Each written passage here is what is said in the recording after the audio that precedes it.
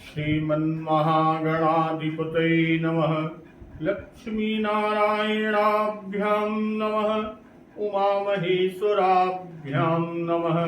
वाणी हिरण्यगर्भाभ्यां नमः। सखीपुरन्दराभ्यां नमः। माता पितृचरणकमलेभ्यो नमः। इष्टदेवताभ्यो नमः। कुलदेवताभ्यो नमः। ग्राम देवताभ्यो नमः। स्थान देवताभ्यो नमः। वास्तुदेवताभ्यो नमः। सर्वेभ्यो देवेभ्यो नमः। सर्वेभ्यो ब्राह्मणेभ्यो नमः। श्री गुरुचरण कमलेभ्यो नमः। ओम सिद्धि सहिताय श्रीमन्महागणाधिपतये नमः। भक्तवत्सल कृपालु प्रभु श्री राम जी सिंधु तट पर समुद्र से प्रार्थना करने बैठे और 3 दिन तक विनय करते रहे, प्रार्थना करते रहे और समुद्र प्रभु की प्रार्थना को अनसुना कर दिया। जब 3 दिन प्रभु की प्रार्थना को समुद्र ने अनसुना कर दिया, तब भक्तवत्सल कृपालु प्रभु श्री रामचंद्र जी क्रोध करके और लक्ष्मण जी से कहते हैं,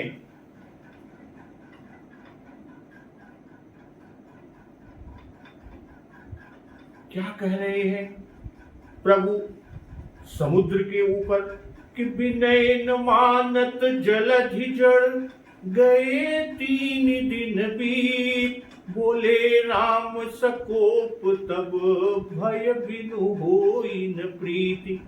इधर 3 दिन जब बीत गए किंतु वह जड़ समुद्र प्रभु की विनय को न माना, तब भक्तवत्सल प्रभु श्री राम जी क्रोध सहित बोले, बिना भय के प्रीति नहीं होती।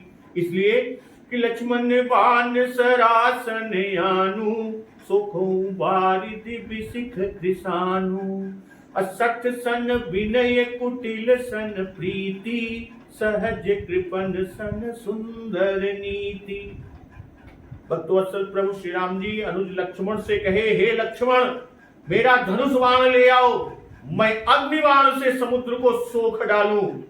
क्योंकि मूर्ख से विनय, कुटिल के साथ प्रीति, अस्वाभाविक ही कंजूस से सुंदर नीति यानी उदारता का उपदेश, ममता में फंसे मनुष्य से ज्ञान की कथा, लोभी ही नहीं बल्कि अत्यंत लोभी से वैराग्य का वर्णन, अक्रोधी से शम यानी शांत की बात और कामी से भगवान की कथा, इनका वैसा ही फल होता है जैसे ऊसर बीज वे फल जथा, जैसा ऊसर में बीज बोने से होता है, अर्थात ऊसर में बीज बोने की भांति सब व्यर्थ जाता है।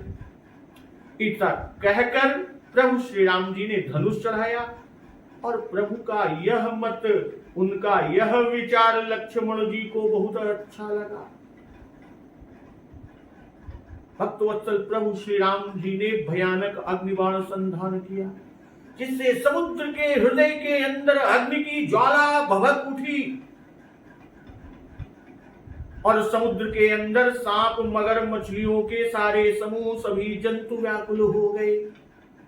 जब समुद्र ने जीवों को जलते जाना, तब सोने के थाल में अनेक मणियों को भरकर, अनेक रत्नों से थाल को भरकर और अपने अभिमान को त्याग कर समुद्र ब्राह्मण के रूप में प्रभु के सामने आया। इसी पर कागभूषुंड जी कहते हैं गरुड़ जी से कि काटे ही पई कदरी फरई, कोटि जतन कोसी, अभिनय न मान खगेश सुनु, डाटे ही पई नवनीच। कागभूषुंड जी गरुड़ जी से कहते हैं, हे गरुड़ जी सुनिए, चाहे करोड़ों उपाय करके आप सींचिए, पर केला तो काटने से ही फलता है। ठीक उसी तरह नीच विनय से नहीं मानता, वह डांटने पर ही झुकता है, अर्थात डांटने पर ही वह रास्ते पर आता है। समुद्र भयभीत होकर प्रभु के चरण पकड़ा, कहा मेरे सारे गुण जो अवगुण हैं, जो दोष हैं, उनको क्षमा कीजिए। हे नाथ, आकाश, वायु, अग्नि, जल और पृथ्वी, ये पांचों सबकी करनी स्वभाव से ही जड़ है। तो समुद्र के अत्यंत विनीत वचन सुनकर कृपालु प्रभु श्री राम जी ने मुस्कुरा कर कहा कि जेहि विधि उतरई कपि कटकु तात सो कहु उपाय। हे तात, जिस प्रकार हमारी यह वानरों की सेना समुद्र उस पार उतर जाए, मुझे वह उपाय बताइए। तब समुद्र ने कहा कि नाथ नील नल कपि दो भाई, लड़काई ऋषि आशीष पाई। अतिन के परस किए गिरि भारे, तरी है जलधि प्रताप तुम्हारे। समुद्र रत्नाकर जी ने कहा, हे नाथ, हे प्रभु, नील और नल नाम के दो वानर भाई हैं और उन्होंने लड़कपन में ऋषि से आशीर्वाद पाया है। उनके स्पर्श कर लेने से ही भारी भारी पहाड़ भी आपके प्रताप से समुद्र पर तैर जाएंगे। और इतना ही नहीं, समुद्र रत्नाकर कहते हैं कि मैं पुनि उर धरि प्रभु प्रभुताई, करी हूं बल अनुमान सहाई। एहि विधि नाथ पयोधि बधाई, जेहि यह सुजस लोकति हुगाई। तो अब समुद्र के वह वचन सुनकर कि सिंधु वचन सुनि राम, सचिव बोली प्रभु वस कहु, अब विलंब के ही काम, करहु सेतु उतरई कटकु। समुद्र के वचन सुनकर प्रभु श्री राम जी ने मंत्रियों को बुलाकर कुछ इस तरह से कहा कि अब विलंब किस लिए हो रहा है।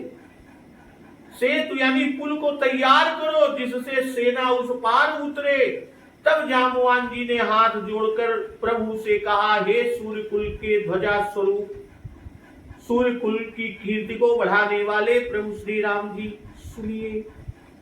हे नाथ, सबसे बड़ा सेतु तो आपका नाम ही है। नाथ नाम तब सेतु नर, चढ़ भव सागर तरन। जिस पर चढ़कर, जिसका आश्रय लेकर मनुष्य संसार रूपी समुद्र से पार हो जाते हैं। अब आज का प्रसंग यहीं से कि यह लघु जलधि तरत कति बारा, अस सुनि पुनि कह पवन कुमारा।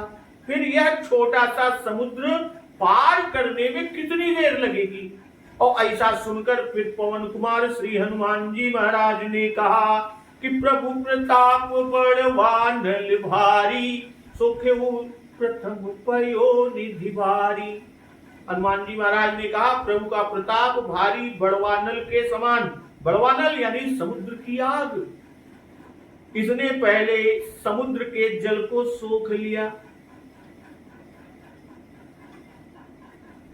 यहां जामवान जी के कहने के बाद कि यह लघु जलधि तरत कति बारा, भाई यह तुच्छ छोटा सा समुद्र पार करने में क्या देर लगेगी। अर्थात यह तो उतरा उतराया ही है। और इतना सुनते ही पवन पुत्र हनुमान जी बोलते हैं। तो यहां पर कहा क्या, यह लघु जलधि, अर्थात उस भव समुद्र के आगे तो यह समुद्र अत्यंत अल्प है, छोटा है, तुच्छ है। प्रभु श्री राम जी के अब विलंब के ही काम, इस वचन का उत्तर जामवान जी ने दिया। यह लघु जलधि तरत कति बारा, जिसका नाम भव सागर को तुरंत पार कर देता है, उसके लिए इस छोटे से समुद्र के पार होने की बात ही क्या। यहां यह लघु जलधि का भाव कि इसको तो न जाने कितने पार कर चुके हैं, कितने सोख चुके हैं, पर भवसागर का अंत तो अब तक किसी ने न पाया कि यह कैसे बना, किस प्रकार का है, आदि आदि। आखिर यही मानना पड़ा कि अनादि है। और उसके पार होने के उपाय भी पातंजलि आदि अनेक ऋषियों ने अनेक कहे हैं। ऐसा दुस्तर है सो भी आपके नाम से सहज ही पार हो जाता है। नाम लेत भव सिंधु सुखाई। भाई जामवंत जी ब्रह्मा जी के अवतार हैं। अब ब्रह्मा ने ही भवसागर और जल सागर दोनों बनाए हैं। स्वयं रचयिता होने से वे सागर को असत्य क्यों कर कह सके, इसी से इन्होंने अपने मत से दोनों को सत्य ठहराकर और उसके लिए सेतु बताया। भाई मत में न तो भवसागर ही सत्य और न ही विद्यमान समुद्र ही। श्री हनुमान जी महाराज रुद्रावतार है। भाई शिव जी के मत में जगत स्वप्न है कि उमा कहूं मैं अनुभव अपना, सत हरि भजन जगत सब सपना। इसलिए शिव जी के अवतार श्री हनुमान जी महाराज भी जगत को मिथ्या मानकर कुछ नहीं समझते। श्री हनुमान जी ज्ञान घाट के आचार्य हैं और भूत भावन भगवान शिव जी के अवतार हैं। इनकी दृष्टि ब्रह्ममय है। अब ब्रह्म के शरीर रूप में देखने से जगत की स्वतंत्र सत्ता रह ही नहीं जाती। ज्ञान दृष्टि में जो वस्तु आगे नाश होने की होती है वह ब्रह्म के सत्य संकल्प से पहले ही नाश हो जाती है। जैसा गीता में भविष्य नाश भगवान ने अर्जुन को पहले ही दिखा दिया।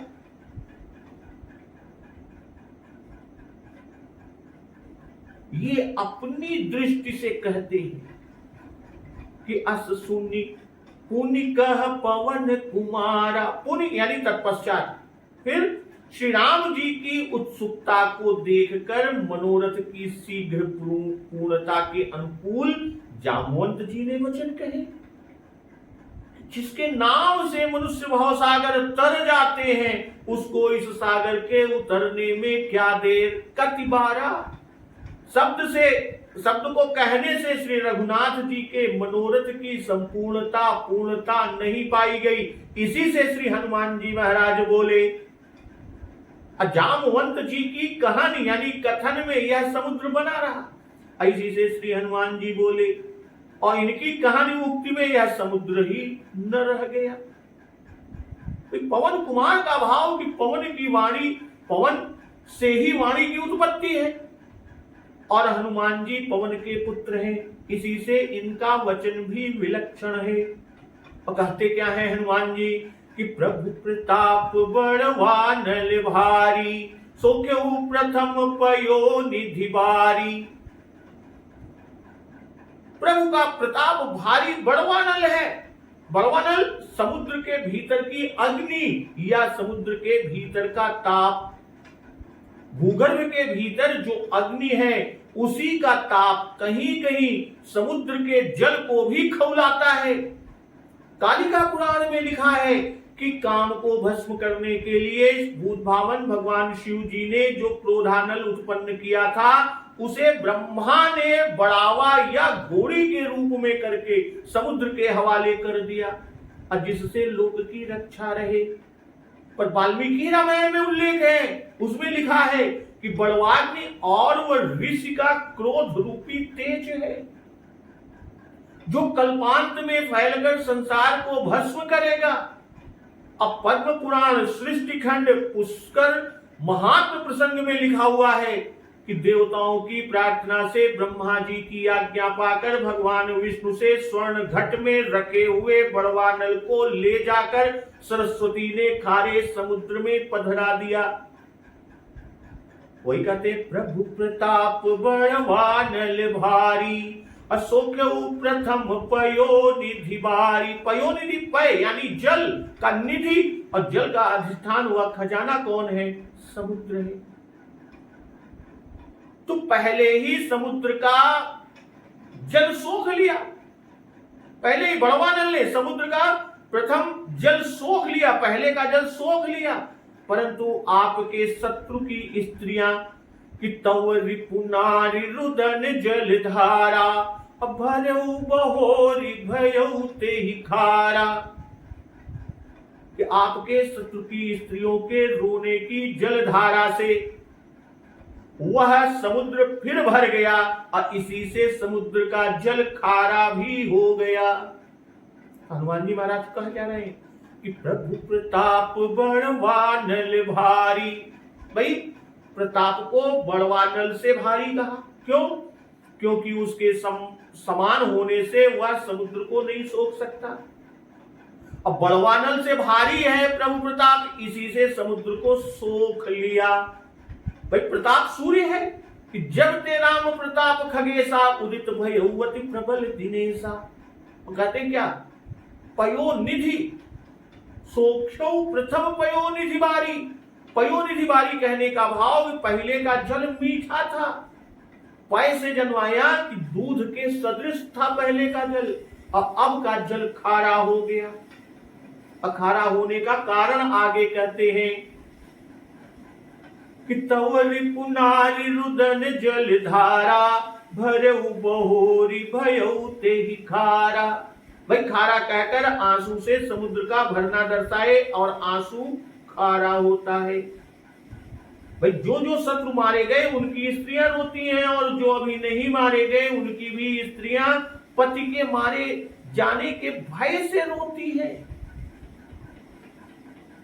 और जलधारा कहा, क्यों? क्योंकि बूंद से समुद्र नहीं भर सकता, धारा से भरता है।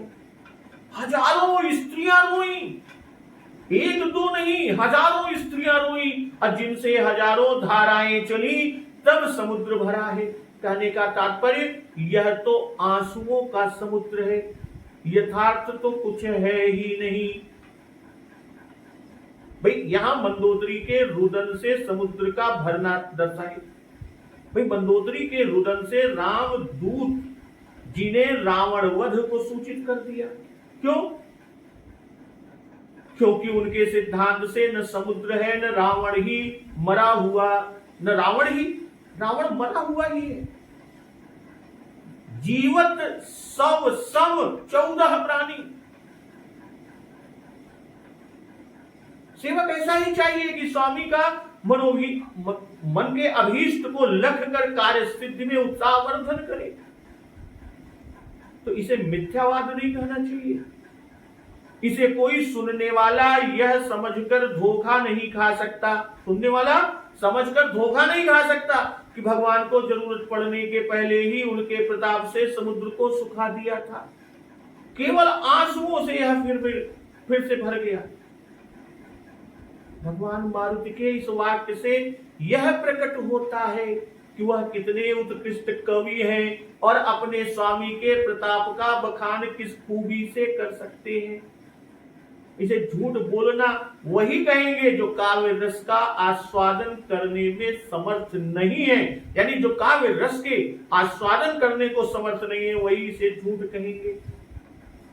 फिर हनुमान जी ने झूठ क्यों कहा? तो उसका उत्तर यह है कि हनुमान जी की अत्युक्ति अभ्यंतर नारद पंचरात्र कथित श्री रामचंद्र और अग्नि के युद्ध का कथन है, जिसमें अग्नि का सिर भगवान के चक्र से कटकर समुद्र में गिरा और जल सूख गया। तब अग्नि की स्त्री स्वाहा पति के मरने से विलाप करने लगी और उसी के आंसू से समुद्र फिर भर गया, इसलिए जल खारा हो गया। इस कारण हनुमान जी यह कह रहे हैं कि तव रिपुनारि रुदन जल धारा अभरऊ बहोरी भयऊ ते ही खारा। तो सुनी अति उक्ति पवन सुत केरी अहर से कपि रघुपति तनहेरी। भाई पवन पुत्र हनुमान जी की यह अत्युक्ति सुनकर वानर रघुपति प्रभु श्री राम जी की ओर देखकर हर्षित हुए। अत्युक्ति कहकर यह दर्शा रहे हैं कि यह अत्युक्ति अलंकार है, झूठ और अद्भुत बात वर्णन करे वही अत्युक्ति अलंकार लक्षण है। तो हर्षे कपि रघुपति तनहेरी। भाई हनुमान जी अत्युक्ति सुनकर हर्षित हुए और श्री राम जी की मूर्ति देखकर हर्षित हुए कि इस मूर्ति का प्रताप भारी है, जिनके किंचित प्रताप से समुद्र सूख गया और वे स्वयं यहां विद्यमान है, तब यह समुद्र क्या है।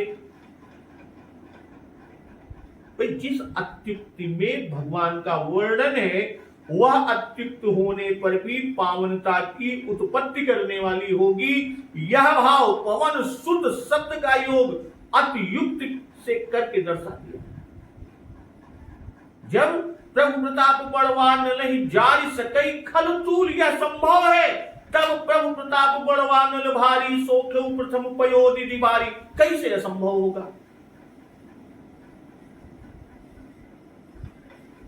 और हर्षे कपि रघुपति तन हेरी।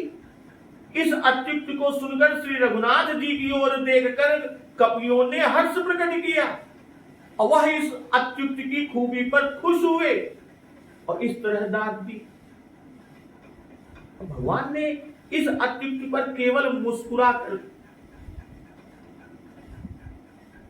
सेवक तो प्रभु का ही सदानुगामी होता है, जो वानर बोलने चालने आदि सभी बातों में मनुष्यों के आचरण करते थे, जिनके सरदार हनुमान जी ऐसे उत्कृष्ट गायक, अभिनेता, वेदज्ञ, सर्व कला कुशल और ऐसे श्रेष्ठ कवि, वह भी कुछ साधारण बंदर न थे। काव्य रस का आस्वादन भी कर सकते थे, जो वानरी सेना के वानर थे। आजकल के से वानरों की तरह अदरक के स्वाद से अनभिज्ञ न थे। भगवान का प्रताप कहिए, सत्संग कहिए, देवांश कहिए, कारण जो हो, कम से कम वह उन अरसिकों से तो अच्छे ही हैं जो इस अत्युक्त की खूबी न समझकर मिथ्यावादिता का आरोप करते हैं। इधर जामवंत जी कि जामवंत बोले दो भाई, नल नील ही सब कथा सुनाई। जामवंत जी ने नल नील दोनों भाइयों को बुलाया। भाई समुद्र ने ये तो कहा था नाथ नील नल कपि दो भाई, तो जामवान जी ने नल और नील दोनों भाइयों को बुलाया और सारी कथा सुनाकर कही। नल नील दोनों भाइयों को सब कथा सुनाकर तब उनसे जामवंत जी बोले। नल नील ही सब कथा सुनाई, सब कथा। इस समुद्र ने श्री राम जी से प्रार्थना की कि नल नील के स्पर्श से पत्थर समुद्र में तैरेंगे। इनको ऋषियों का आशीर्वाद है कि इनका स्पर्श किया हुआ पत्थर जल में न डूबेगा, इसलिए तुम सेतु बांधो। सब कथा सुनाई से यह दर्शा दिया। जब समुद्र ने श्री राम जी से सेतु बंधन का उपाय बताया था, तब ये दोनों नल और नील दोनों भाई वहां न थे, नहीं तो इस कथा के कहने का प्रयोजन ही ना होता। और नल नील नल विश्वकर्मा के पुत्र, इन्होंने पिता से सब वस्तुओं के जानने का वर पाया। वाल्मीकि रामायण में नल ने श्री रामचंद्र जी से कहा है कि हमारे पिता ने ही हमारी माता को वरदान दिया था कि तुम्हारा पुत्र हमारे ही समान उत्पन्न होगा, इसलिए हम पिता के समान सब कुछ बनाने में चतुर हैं। मम मातुर वरो दत्तो मंदरे विश्वकर्मणा, मया तु सदृशः पुत्रस्तव देवी भविष्यति। वाल्मीकि रामायण में। अब पुराणों के अनुसार नल ऋतुध्वज ऋषि के शाप के कारण घृताची के गर्भ से वानर स्वरूप यानी वानर रूप में उत्पन्न हुए थे। वही आनंद रामायण खंड 1 अध्याय 10वें कथा के अनुसार ये ब्राह्मणों के सालग्राम को जल में फेंक दिया करते थे, तब उन्होंने शाप दिया, पाषाण तुम्हारे स्पर्श मात्र से जल में न डूबेगा बल्कि वह तैरेगा। तो वह शाप इस समय वरदान तुल्य हो गया। ये संवचन समुद्र के हैं। अब यहां एक बात ही हो सकती कि स्वयं प्रभु श्री राम जी ने क्यों न कहा नल और नील से, जामवंत से क्यों कहलाई? तो इसका उत्तर है, राजनीति में बहुधा यह नियम है कि नृप मंत्रियों द्वारा बात करते हैं और जामवंत जी वृद्ध मंत्री हैं। या जामवंत जी को कहना है कि राम प्रताप स्मरण कर सेतु की रचना करो। ये अपनी बड़ाई के वचन राम जी स्वयं कैसे कह सकते? इसलिए जामवंत ने कहा कि राम प्रताप सुमिर मन माही, करहु सेतु प्रयास कछु नाही। जामवंत जी नल और नील से कह रहे हैं कि मन में प्रभु श्री राम जी का प्रताप स्मरण करके सेतु की रचना करो, कुछ भी परिश्रम नहीं होगा। अब राम प्रताप स्मरण करने को कहा, क्योंकि समुद्र ने श्री राम जी का प्रताप कहा था कि तिनके परस किए गिरि भारे, अतरी है जलधि प्रताप तुम्हारे। फिर श्री हनुमान जी महाराज ने भी प्रभु श्री राम जी का प्रताप कहा कि तव प्रताप बड़वानल भारी। इसलिए वही उपदेश जामवंत जी नल नील को कर रहे हैं कि तुम भी प्रभु श्री राम जी के प्रताप को मन में स्मरण करके सेतु बंधन का कार्य करो। करहु सेतु प्रयास कछु नाही।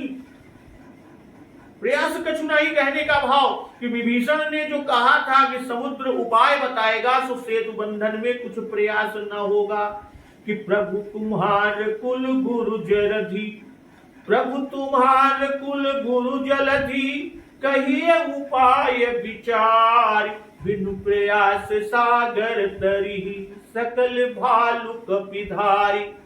यह बात जामवंत नहीं कहते, इन्होंने राम प्रताप को ही मुख्य रखा। भाई राम प्रताप स्मरण करके जो जो कार्य किए गए वे सब सिद्ध हुए। राम प्रताप प्रबल कपि जूथा, मरदहि निश्चर सुभट बरू था। आगे आएगा। इसी विचार से प्रताप स्मरण करके कार्य प्रारंभ करने के लिए जामवंत जी नल और नील से कह रहे हैं। हनुमान जी ने कहा है कि तव प्रताप बड़वान लही, जारि सकई खल तूल। और समुद्र ने भी कहा कि तरी है जलधि प्रताप तुम्हारे। अब मैं पुनि उर धरि प्रभु प्रभुताई, करी हूं बल अनुमान सहाई। अब कहते क्या है समुद्र जी, यही विधिनाथ पयोधि बधाई। तो बोलिए कपि निकर बहोरी, सकल सुनो विनती कछु मोरी। फिर बानर समूह को बुला लिया और उनसे बोले, भैया आप सब मेरी विनती सुनिए, कि सकल सुनो, सभी लोग सुनिए, विनती कछु मोरी, मेरी कुछ विनती है उसे सुनिए। अब विनती क्या है? विनती यह कि रामचरण पंकज उर धरहु, कौतुक एक भालु कपि करहु। अपने हृदय में प्रभु श्री राम जी के चरण कमलों को धारण कीजिए और आप सब भालु वानर एक कौतुक कीजिए। धावहु मरकट विकट बरू था, अनहु बिटप गिरिन के जूथा। भाई विकट वानरों के समूह आप दौड़ लाए जाएं, दौड़े और वृक्षों और पर्वतों के समूह उखाड़ कर ले आवे, यही एक कौतुक करना है। अब यहां पर देखिए, सबसे पहले कारीगर की आवश्यकता होती है, तो पहले कारीगरों को तैयार किया और तैयार करके अब मसाला और बाकी सामान देने वाले को बुलाए। क्यों? क्योंकि बिना मसाला कारीगर कर ही क्या सकता है। पत्थर आदि न मिलेगा, पहाड़ पाषाण आदि नहीं मिलेगा, तो नल नील कर ही क्या सकते हैं। बोल लिए कभी निकर बहोरी। कभी निकर बहोरी यानी पहले नल नील दो को बुलाया, अब पूरे बानर समूह को बुलाया और सबको समीप बुलाया, क्योंकि सबसे विनती करना चाहते हैं। सुन, सकल सुनो विनती, विनती करने का भाव। जामवंत जी सब वानरों से पत्थर ढुलाने का काम कराना चाहते हैं, जो काम की मजदूरों का है।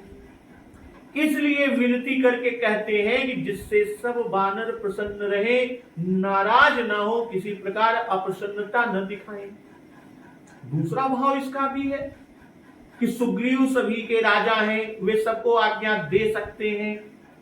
मैं आपको आज्ञा नहीं दे सकता और न देता हूं, मैं विनती करके काम करने के लिए कहता हूं। अब विनय आदर सम्मानार्थ है। श्री जाम्बवान जी ऋक्षराज भी हैं और सुग्रीव के प्रधानमंत्री भी और प्रभु श्री राम जी के युद्ध मंत्री हैं। लंका कांड में मंत्रियों में प्रायः इन्हीं की प्रधानता देखने में आएगी। जैसे कि पूछा मत सब सचिव बुलाई, कहु बेगी का करिए उपाय, तब जाम्बुवंत कह पद सिरुनाई। और जब लक्ष्मण जी को शक्ति लगती है तब फिर जाम्बुवंत जी कि जाम्बुवंत कह वैद सुसेना, लंका रही को पठई लेना। भाई युद्ध मंत्री होने से सबको आज्ञा दे सकते हैं, फिर भी ऋक्षराज होने से पहले भालू को ही संबोधित किया। यही जाम्बुवान जी की बुद्धिमत्ता है।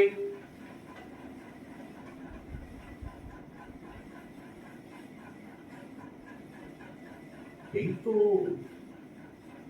फिर कहते क्या है कि रामचरण पंकज उर धरहु, अकौतुक एक भालु कपि करहु। प्रभु श्री राम जी के चरण कमलों को हृदय में धारण करने के लिए कहा, और धारण करने का भाव क्या है? वह यह है कि ऐसा करने से कठिन कार्य सुगम हो जाता है। जैसा कि रघुपति चरण हृदय धरी, तात मधुर फल खाऊ। जब हनुमान जी महाराज लंका में मां सीता जी की पता लगाने के लिए गए, अशोक वाटिका में माता जी से मिल लिए, तब फल खाने की इच्छा हुई तो मां जानकी जी हनुमान जी से कहती है कि रघुपति चरण हृदय धरी, तात मधुर फल खाऊ। तो रावण के बाग के फल खाना कठिन था, जो रघुपति जी के चरणों को हृदय में धारण करने से यह सुगम हो गया। रामचरण सरसिज उर राखी, चला प्रभंजन सुत बल भाकी। भाई 60 लक्ष योजन से रात भर में द्रोणाचल को ले आना कठिन था, और उसे उस द्रोणाचल को श्री राम चरण कमल को हृदय में धारण करके हनुमान जी महाराज ले आए। और फिर भाव कि रामचरण हृदय में धारण करने से भव सागर पार हो जाता है कि पद पंकज बिलो की भव तरी हूं। तब फिर यह समुद्र कितना है। और कहते क्या है? कौतुक एक भालु कपि करहु। श्री राम जी कि चरण कमल को हृदय में रखने से यह कठिन काम भी कौतुक यानी खेल या तमाशा सा हो जाएगा, उसमें कुछ भी श्रम नहीं पड़ेगा। और फिर पत्थर और वृक्ष को ढोना न कहकर कौतुक करहु करते हैं, क्योंकि ऐसा अगर काम करने ढोने की बात करते तो वो अशोभित होता। वृक्षों और पर्वतों को उखाड़ कर ले आना इनके लिए कौतुक या खेल ही तो है। धावहु मरकट बिकट बरू था। धावहु से यह जन्माए कि यह काम जल्दी का है, आराम आराम से नहीं, धावहु जल्दी से, शीघ्र ले आओ। क्यों? क्योंकि श्री राम जी की इच्छा है सेतु शीघ्र बंध जाए। प्रभु ने यही तो कहा कि अब विलंब के ही काम, करहु सेतु उतरहि कटकु। इसीलिए कहते हैं विकट बरूथा। विकट बरूथा का भाव कि तुम सब बड़े बड़े दुर्गम कार्य करने वाले हो, इसलिए तुम सब बड़े बड़े पर्वत और वृक्ष ला सकते हो। और फिर भाव यह भी कि तुम सब समूह के समूह मिलकर जाओ और समूह वृक्ष और पर्वत ले आओ, जिससे नल नील के पास वह धरे हुए मिले। भाई सेतु बनाने में घटने ना पाए, इसलिए समूह के समूह जाओ और समूह के समूह वृक्ष और पत्थर को ले आओ, गिर पर्वत को ले आओ। और वृक्ष और पर्वत दोनों को लाने के लिए कहा, एक को नहीं। अब ये सुनते ही कि सुन कपि भालु चले करि हूहा, जय रघुबीर प्रताप समूहा। अब जामवंत जी के वचन सुनकर बानर और भालू हू शब्द करके चले। अब प्रताप कुंज रघुवीर श्री राम जी की एवं उनके प्रताप समूह की जय हो, ऐसा कहते हुए बानर भालू चले। अब यहां हू सुन कपि भालू चले करि हूहा। हू बानरों का हर्ष सूचक शब्द है। क्या शब्द किया? यह आगे अगले चरण में कहा, जय रघुवीर प्रताप समूहा। भाई हनुमान जी का वचन कि तव प्रताप बड़वा नल भारी, अशोक प्रथम पयोधि भारी। श्री हनुमान जी का यह वचन सुनकर जामवंत जी ने वानरों से कहा था, क्या कहा है कि राम प्रताप सुमिरि मन माही, करहु सेतु प्रयास सुख चुनाई। यह सुनकर वानर राम प्रताप कहकर चले, जिससे रघुवीर जी के प्रताप से सबका पुरुषार्थ सिद्ध हो। अहू शब्द करके यह जन्म आया कि जामवंत के वचन सुनकर यह सभी बानर और भालू राम कार्य करने के लिए हर्षित हैं। तो अति उतंग गिरिपादप लीलहि लेहि उठाई, और आनि देहि नल नीलहि रचैत सेतु बनाई। अत्यंत ऊंचे ऊंचे पर्वतों और वृक्षों को खिलवाड़ में ही उखाड़ कर उठा लाते हैं और नल नील को लाकर देते हैं, और वे अच्छी तरह रच कर सेतु को बनाते हैं। तो अत्यंत ऊंचे वृक्ष और पर्वत लाते हैं जिससे बहुत दूर तक सेतु बंध जाए। अलीलहि यानी लीला पूर्वक, खेल सरीखा, अर्थात उनके उखाड़ने उठाने में कुछ भी परिश्रम नहीं करना पड़ता। जो जामवंत जी ने कहा था कौतुक एक भालू कभी करहु, वही कौतुक यहां दिखाया कि खेल सरीखा ही वो पर्वतों को उखाड़ लेते और ला के नल नील के पास रख देते। और आन देहि, जहां नल नील समुद्र पर है वहीं पर ला कर देते, नहीं कि दूर फेंक के चले जाए। और वाल्मीकि रामायण में पर्वताकार वानर वृक्षों और पर्वतों को तोड़कर समुद्र में फेंकने लगे। रचे ही बना इसे सेतु की अत्यंत सुंदरता को दर्शाया कि जैसा आगे मिलेगा कि देख सेतु अति सुंदर रचना। तो रचहित सेतु बनाई कहने में भाव, पहले सेतु बनाते हैं फिर उनमें कला की सुंदर रचना करते हैं। और उधर रावण को दूतों से नित्य ही समाचार मिल रहा है कि सेतु बंधन का विचार हो रहा है, फिर भी उसने सेतु बंधन में विघ्न नहीं डाला और न समुद्र पार सेना भेजकर युद्ध का आरंभ ही किया। इससे यह स्पष्ट है कि रावण प्रभु सर प्राण तजे भव तरऊ अपने उसी मंत्र पर दृढ़ है। और दूसरे पक्ष वाले कहते हैं कि रावण भ्रम में पड़ा है, वह निश्चिंत बैठा है कि समुद्र पर सेतु बंध नहीं सकता।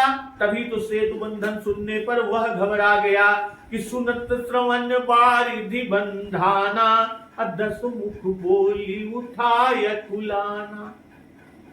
भाई अभी तक तो रावण और निशाचर नर वानर को तुच्छ समझते हैं, इसलिए अभी तक निसंग बैठे हैं। और जब शैल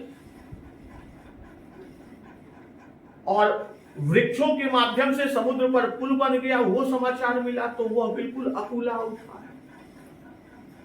अब वानर भारी भारी पर्वत लाकर देते हैं, नल नील उन्हें गेंद की तरह लेते हैं। और सेतु की अत्यंत सुंदर रचना बनावट देखकर दया सागर प्रभु श्री राम जी भी हंसकर वचन कहते हैं। क्या कहते हैं कि परम रम्य उत्तम यह धरनी, महिमा अमित जाई नहीं बरनी। फिर क्या कहते हैं आगे कि करी हूं इहा शंभु थापना, मोरे हृदय परम कल्पना। अब सेतु निर्माण होता है इधर, उधर भक्तवत्सल प्रभु श्री राम जी सुंदर रचना देखकर कहते हैं कि यह बड़ी उत्तम धरती है और यहां मेरे मन में एक विचार आता है, मेरे मन में एक कल्पना उठती है। क्या कि लिंग थापि विधिवत करी पूजा, शिव समान प्रिय मोहिन दूजा। कि यहां पर शिवलिंग की स्थापना करके विधि पूर्वक उसका पूजन किया जाए। फिर भगवान बोले शिव जी के समान मुझको कोई दूसरा प्रिय नहीं। तो भक्तजन अब इस प्रसंग का श्रवण अमृत रसपान हम लोग अगले दिवस की कथा में करेंगे। तो एक बार जोर से बोलिए सियावर रामचंद्र की जय, पवन सुत हनुमान की जय। जगत जननी मां जगदम्बा की जय। गुरुदेव भगवान की जय। उमापति महादेव की